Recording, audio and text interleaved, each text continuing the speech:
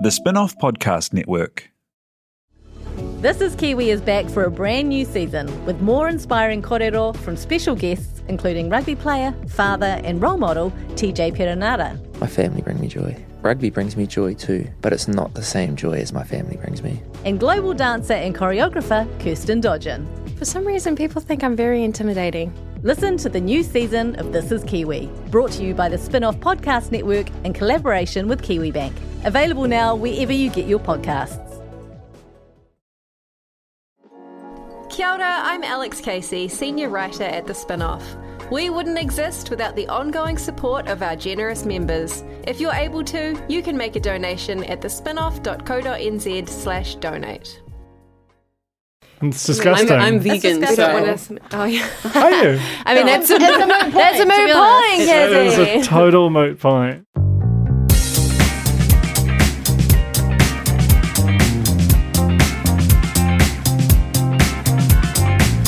Kia ora and welcome along to a very special pop-up edition of The Real Pod. We have a very special guest in the studio with us today. My name's Jane Yee, joined as always by Alex Casey and Duncan Grieve, but also by Cassie Roma, businesswoman extraordinaire. And what are you, a judge? What's the official term? A mentor? I try not to judge anybody, really. Oh, that's lovely. But I do. I think the official title is Advisor to the CEO. Advisor to the CEO on the Apprentice Aotearoa. We are fizzing to have you in the studio today. This is my favorite podcast. What? Is it really? I share it with everybody. I shared it with my mom last week. She loves you guys. Oh my goodness. She does. I hate thinking that people actually listen. It makes me worry about what I say. It's despicable. Why do you like this? I don't know. Is it just because we're talking about you? No, I usually really hate that. That's usually the things I do not subscribe to. We love the show. I think I love your passion for the show. Your Mally episode just got me right in the heart. Oh, did you hear about Alex spotting some mallard ducks in a picture? I did. We need to show you. Have you seen the picture? I haven't seen the photo. I need to see it. You got it on your phone? Yes. You guys talk amongst yourselves and I'll pull out the picture. I actually had a vision for this that I haven't executed where I was going to do like a sketch of what I thought I saw and then I was going to show you both. And just sort of a Rorschach. A bit of a Rorschach moment. What do you see? But yeah, the show's already given us so many incredible happy memories between us, but also shared with, Stephen, our Michaels, our favourite people. Our favourite people. The thing that I want to know, Cassie, is when they pitched it to you, did you know that you were making a comedy? 110%. I mean, come on, it's New Zealand. That's our slogan. I know, New Zealand, it's a comedy. Once I had an idea of who was going to be on the show, like the contestants, and you could see they were actually nice people, but quirky AF. I was like, this is going to be fun. And I was never going to take myself too seriously, even though the resting boardroom face does not tell that tale. There's a bit in the last episode when the contestants walk in and you just look like you hate them. You look like you hate them. We had a house full of people watching last night and they're like, what did you smell? Do you know what, though? I think that's all part of it. It's like leaning into the persona of being, full on and serious in the boardroom. Yeah. That's part of the joy and the theatrics of it all, Well, we were with them like all the time. And every 45-minute episode was like 3 days worth of shooting.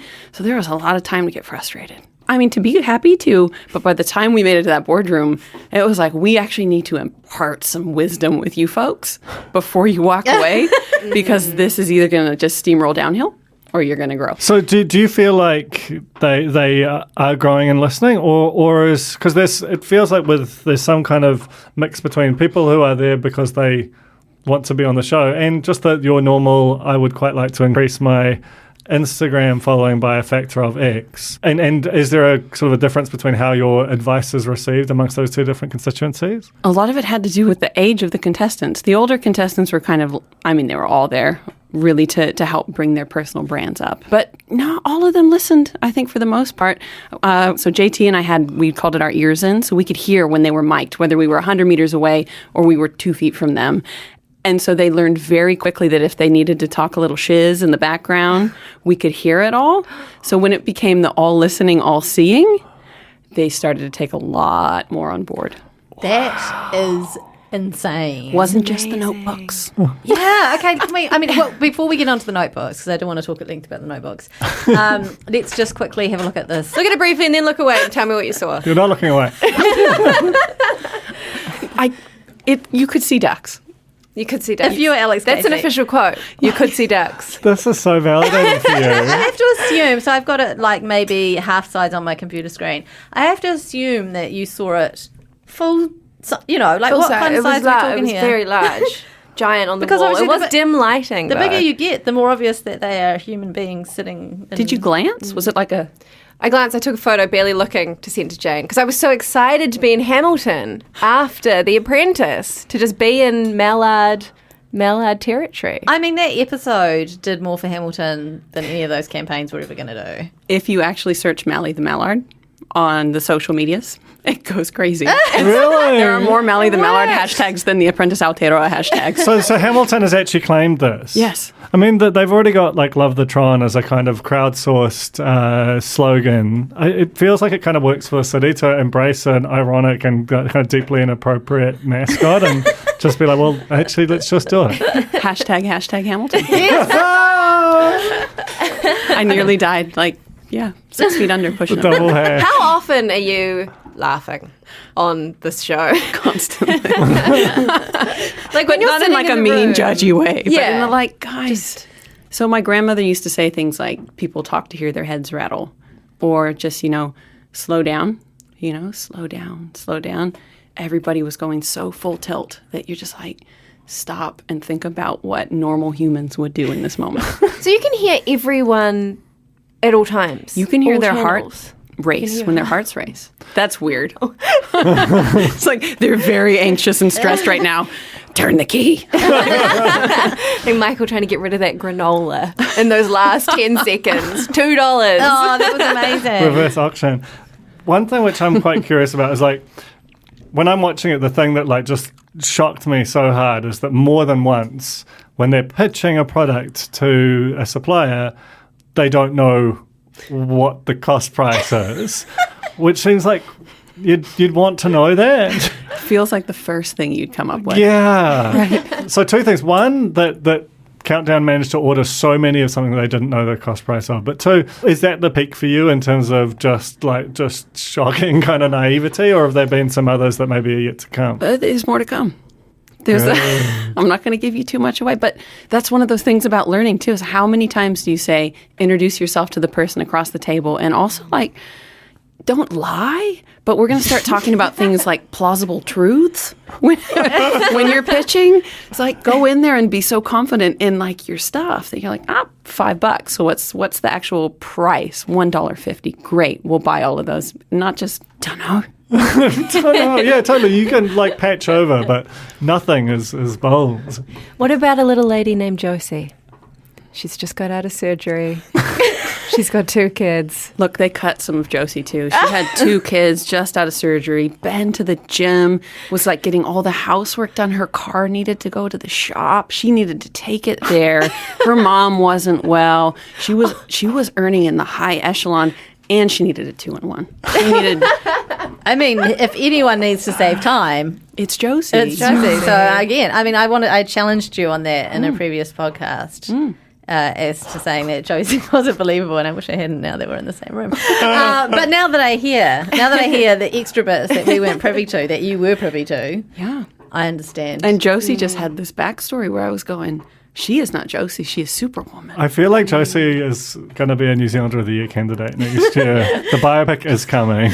Josie being a nurse and earning in the high echelon of what you can earn in this country, immediately unbelievable. That's where they lost me. The brand story. I love a brand story. We've been talking a lot about brand stories on the Real Pod now, trying to bring them into our world. If you were to write a brand story for the Real Pod, what would it be? She just burst into laughter. You asked if I laughed. I think I would have to take a little bit of time to write that brand story. So that's the thing, is a lot of the time too, when folks are pitching on this show and they give me a brand story, it's not a story.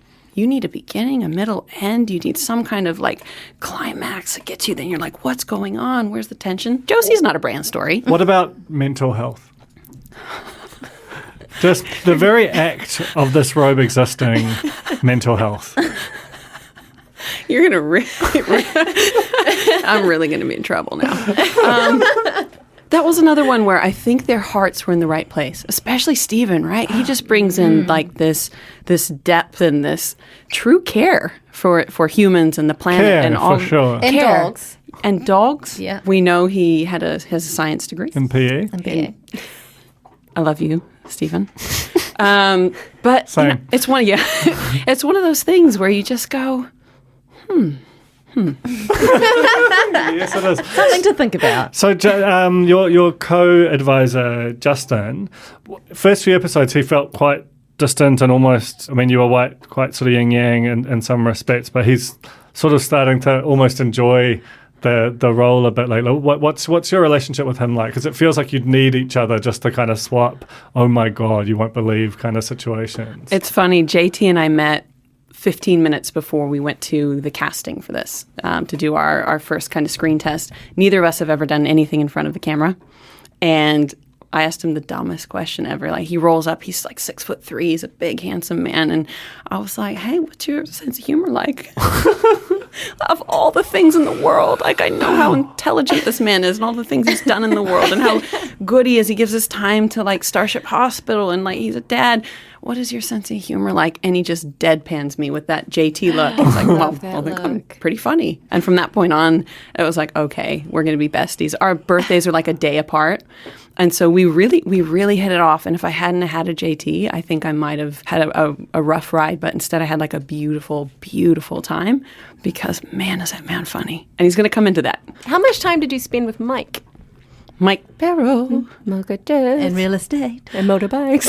And aeroplanes. I spent quite a bit of time actually with Mike. So JT and I were there every single day. So we spent 16 hours a day together for basically 43 days straight. Wow. So it was intense. It was like, I feel like we have this trauma bond. And like a beautiful trauma, though. Like, Pink, beautiful trauma. It's like that song. But Mike, because he was the CEO and was doing work outside of this, he was there basically every third day for the boardroom days. And then every once in a while, he would also introduce the task. Mike was cool. He was a lot of fun, like in the green room and stuff. It took him a while to kind of open up and to chill out. And then once he was relaxed, he was just fun.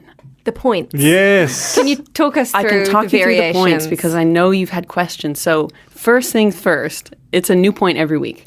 Wow. Really? We get a blah, blah, blah, blah. Real Pod exclusive. So it's going to be like Jordan Major around the world. So yeah, every week that's a new point. And the first week we were going like, okay, do we bring it over the top point? Is it like an arc, a rainbow So he arc? does a It was stabbing originally. I point. think the first one was over the top, Right? wasn't it? And then do you pivot? Do you use your elbow and just pivot down? So we looked at that. And then the point kind of came because of the camera angles. And again, Mike has this pen and it looks like a sword. And at first he wanted to use the pen. And it was just like the contestants were terrified. So they're like, put the pen down just. And that's just how he was comfortable doing that. 30 times like that. And it's just like he got it down. Okay, next question. The take of the point, is that the actual point that he does when he's firing them? Sometimes it is. Or is it like a noddy version of a point? The plastic hand. I have the plastic hand theory. Mike has to go home. That's it. It just sneaks right on in the frame. And he's not saying you're fired every time, is he? He does, yeah. Yeah. I want to see those rushes, unedited. Just the you're fired mega mix. I want to talk about the notepads, please. You're often seen in back of shot, just taking notes.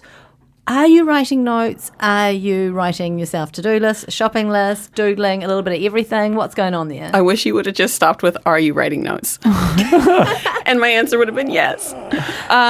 We were writing notes. In fact, we filled, both of us, JT and I, filled 2 full notebooks. And in the beginning, it was like, because Mike wasn't there. So we actually had to do our due diligence and go, this is what happened. These are the people. This is how it played. And then we had to download to Mike on the boardroom days. And then it turned into, I was looking back through it the other day because JT and I were like, what if we just NFT these? We can NFT our notebooks. This is fantastic. And I was going back and reading through and I'm like, song lyrics. I'm like, grocery lists, drew a little doodle, wrote a note to my brother. We do have a Real Pod museum for reality TV artifacts. If you ever feel like you want to donate a page or two, I know there's this NFT booming kind of industry, but what's that really? I think a museum that lives on top of a cupboard in Morningside is much more valuable. Pretty cool. That's forever. The cupboard. We've said some things about the contestants that have sort of made fun, because it has been fun watching them. There have been some very questionable decisions and conversations and so on. However, the tasks that they have to do in a really short amount of time, and I think of this blimmin' popcorn that's sitting in front of us, to come up with like a flavour and then kind of develop that and get the packaging sorted and do a lovely little rap jingle, and then pitch that, all of that stuff within a couple of days with, at that point, virtual strangers. Yep. Like, that's hectic. Well, I mean, I've been doing brand and marketing and all of this kind of like content storytelling and strategy for 20 years. And I've been teased quite a bit, actually, during the show about people going, oh, Cassie and Justin are just so excited about this kind of mediocre performance. You know what? I've sat around tables with people who get paid a lot of money for a long time who still couldn't come up with that in like months. And some of these young folks, like you said, they're split off into two different teams. The brand team and like the product team, they don't talk a lot. So communication is super key. And then they actually come up with a viable product by the next day. Kia corn is viable. This is not viable. Viable product. Holding up top pop. I'm really emphasizing the minimum on the viable product. It's there. premium. It's right. not viable, but it is premium. It's an MVP, the minimum viable. Is this in the real world, this packaging, which you would have seen on the show if you watched the show, it is not obviously like actual packaging. It doesn't have nutritional information, barcodes, anything like that on it. Is this the kind of thing that people actually pitch with, like sample packaging like this? I would imagine folks, when they're really pitching, have the opportunity to get more information. Right. So the contestants are also given a very small amount of information to work with. Yeah. I would imagine real people in the real world would have real numbers and real nutritional information and all of that kind of stuff. But, you know, when we look proud in the boardroom and when we give like really thought out and kind feedback, it's because they really have worked their butts off to get something done. Like even the robes. To get a robe made like in a day, that's pretty amazing. Especially when that tiny. You know? Like, it's almost impossible. Robe under the robe under the robe. My wife kept saying, can you bring that one home? And I was like, wow. We have to pitch some stuff. We do. don't we? I've got one more question, then we'll pitch some stuff. I want to know whether, so you give Mike Pero the advice. Like, to what extent is, I mean, this is like a reality TV question as old as time, but like, I felt like in episode 1, Michael the auctioneer was both obviously the person who should have been sent home. I think it's essentially a moot point that it was him. And also, he was such good talent that that was impossible. Like, to what extent do either you or the production as a whole kind of weigh the fact that he must go home? He's definitely the worst with, he's so good, I want to watch him forever. Really, for the most part, the production team, the director and everybody relied on JT and I. Right. For the most part. Like 95% of the time. The other 5% was obviously things we hadn't seen because the contestants go away and do things that we don't see a little bit of the time. But for the most part, they trusted us, which is why they actually brought real business people on, I guess, to be a part of a reality TV show, was they wanted to understand how we could help them with that. And also, we shoot for 3 days for a 45-minute episode. So when you think, like, Michael should have gone home, I'm like, Ish was the one who needed to go. I am still shocked every time I learn how much reality is actually in reality TV. Yeah. Like, we've been so conditioned to think that it's all staged and all made up. That's like a bombshell to me. That you don't have the producers going, sorry, but you got to keep Michael even though you want to send him home. No, I was not told to say I was told to say one thing once, and it was hilarious, and it was the best line, but I could not say that on TV, so I didn't. It was a little bit naughty. I mean, this is not TV, so feel free to deliver the line. When the season finishes, I'll let you have that line. Okay. But for the rest of that, everything that was said was real. As far as I'm concerned, there was some script in, like, we need to be able to say the name of the place where you're going for your high tea kind of thing. Other than that, it was, let's have an actual conversation and then see where it goes.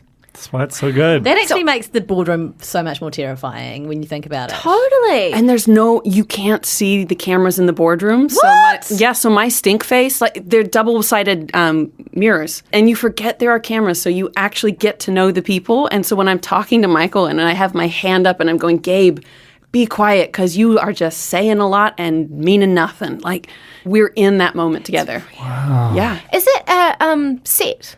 Yeah. Yeah, so it's not a real The boardroom is a set. And it's not in the PwC building. We did go there. And Mike doesn't arrive by chopper every time. Every day. Every day it's really annoying for the soundies. Whoa, he does. Yeah, every day. Holy. Are you being serious? No. Oh. It's a Bentley. Theatre of the mind. All right, let's pitch. Okay, let's pitch. Okay, so we're going to pitch some probably terrible ideas, but potentially not. Potentially amazing ideas to you. Who wants to start? I can start. Okay. Okay. I don't even have any notes. So here we go. Okay. Now this is a story all about how your life is about to get turned upside down because I've come up with a 90s themed gym. You're Josie. You're tired.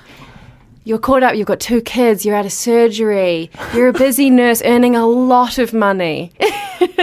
And you pine for a simpler time, a time before social media, a time when you could just jump with a skip it, jump with elastics, do jump jam, and be a child. That's why you come to my gym. Entirely 1990s themed activities, music, and costume encouraged for $90 a month. What do you think? I think it's brilliant. The only thing I would say is that if you're talking to Josie and she's a mother with 2 children and it's jump based, once you have babies, it's hard to jump. Pelvic floor issues. So you'd have an on-site like So I'll partner surgeon. with a brand. not necessarily a surgeon. The same way. It's just Josie. I mean, It's on site. Josie's got her own surgery Pro connections. bono. Yeah. But you can get pelvic floor specialists, I would join your gym. Wow. I would also join your gym. Wow. Is it just for women? No. Okay, see you there. I will join your gym. Come on, Doug. Tina? We can do jump jam, elastics. There'll be like a jungle gym. Oh, And you can bring your kids. There's the creche. Or like mini, The gym they is could the do creche. kids sessions, like the Mouseketeers exercise. Yes. Okay, well, we're all in. okay, You're that's in. my favorite Is one that so it? far. Okay, you're already turning over $360. No, Tina? And $450 a month. How much? Wow. I mean, that's almost rent on a really tiny little single desk at a co-working space. But, you got to start somewhere. Great. Okay, shall I go next? Yeah. I don't have a lovely pitch like Alex does. I've just got a good idea. So Then I'm not saying hers wasn't a good idea. I'm just saying mine is also a good idea. The two things can both be true. Okay. So we've got busy lives. We're all a bit Josie, aren't we? We're all a little bit Josie. That's the hashtag today. And I know now that I've got 3 children, I'm already daydreaming about a time where they're not in the house anymore. And I'm looking forward to retirement at the ripe old age of 42. I can't wait to retire. And I don't want to just like retire and downsize into an apartment. I want to go to a retirement village. I want to have a social life. I want to be in the games room. I want to be playing bingo. I want to learn all those other card games, bridge and all those things with a bunch of like-minded people. But I want that now while my body's still functioning, while I'm still on this earth, while I've still got years left in me. So I'm thinking retirement villages for the not yet retired. Communal spaces that aren't just like a co-housing project, but have dances on a Wednesday night, movies in the fun room, Roast at 5 p.m. roast at 5 p.m. every night with Yorkshire pudding, and enjoy all the spoils that we work so hard all our lives for, but when we can actually enjoy them properly. Where did the children go? What children? Okay, Sons. boarding school. It comes with a boarding school package. We can partner up with a boarding school, and we never have to look after them except on weekends and school holidays. Tell me your price. My price? Really? You want to know a price? That seems like unnecessary information. I mean, how much do you pay for freedom? Hey, how much do you pay to know you've lived? This is a real Apprentice pitch. The price is $1,000 per person per week.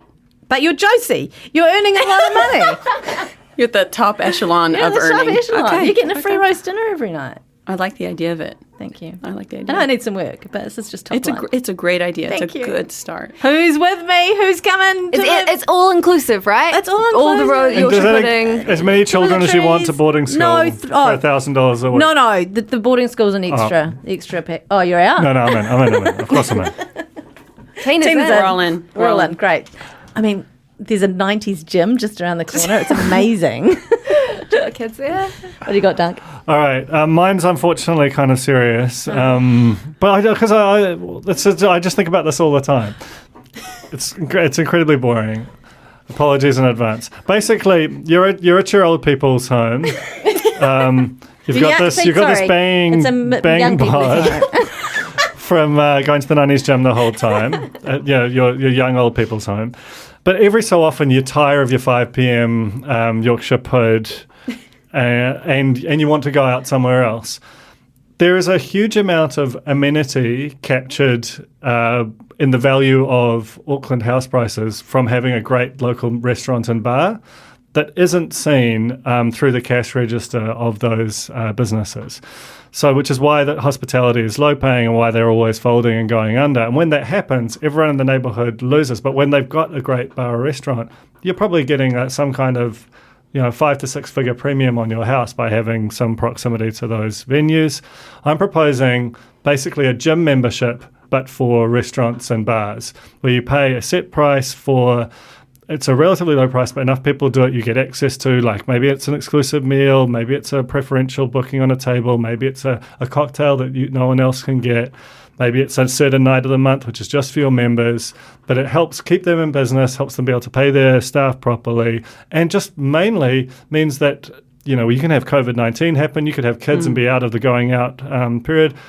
Not everyone's going to be able to afford this, but enough people participate in it, then they get to keep that business in business, share the gains of it, and everyone wins. I feel like this exists in the States. Well, Something like it. No, I think it's beautiful. It's brilliant. And I think it's probably necessary, especially in a culture where there's not a tipping culture. So in the States, with the tipping culture, then at least folks can stay up above kind of poverty line. But wow.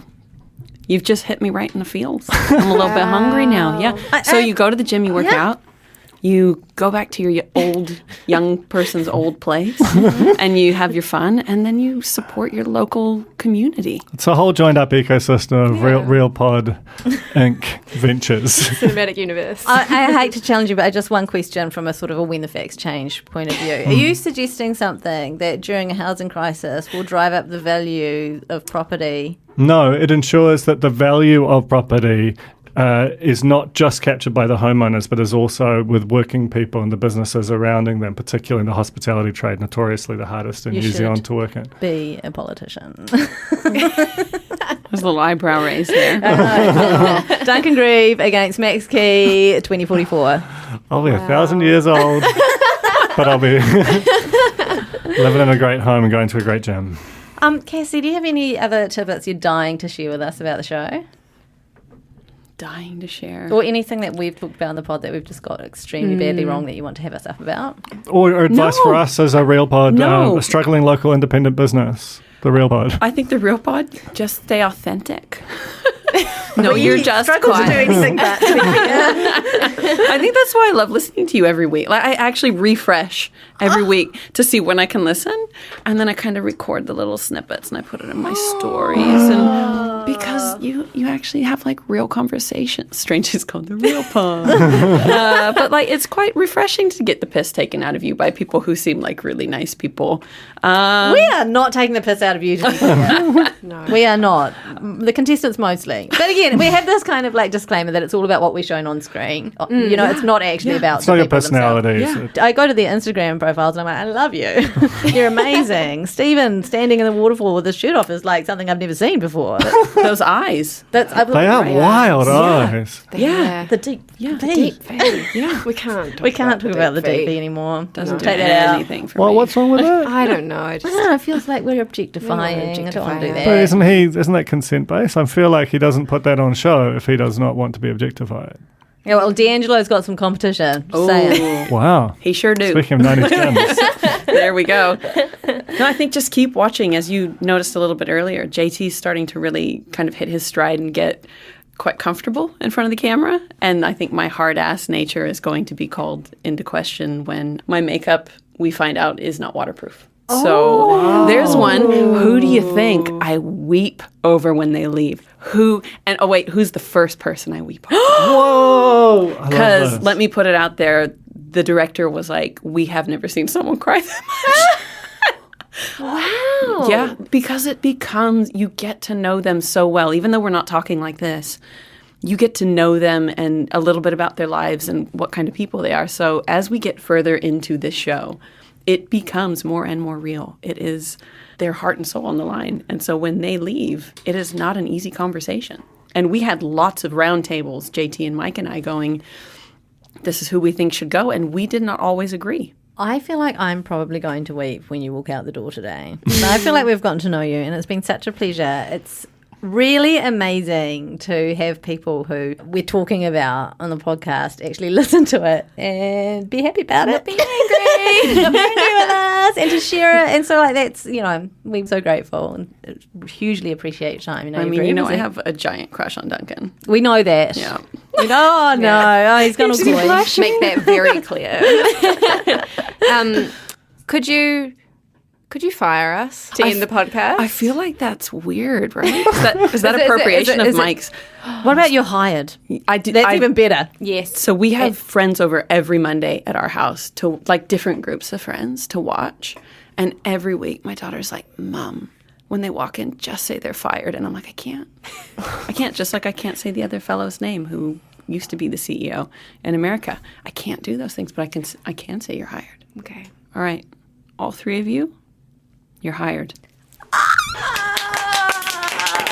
Thank you so much, Cassie. Thank you to everyone for listening. Thank you, Alex and Duncan. Thank you, Tina, for recording. This has been a spin-off special of The Real Pod with Cassie Roma from the Apprentice Aotearoa.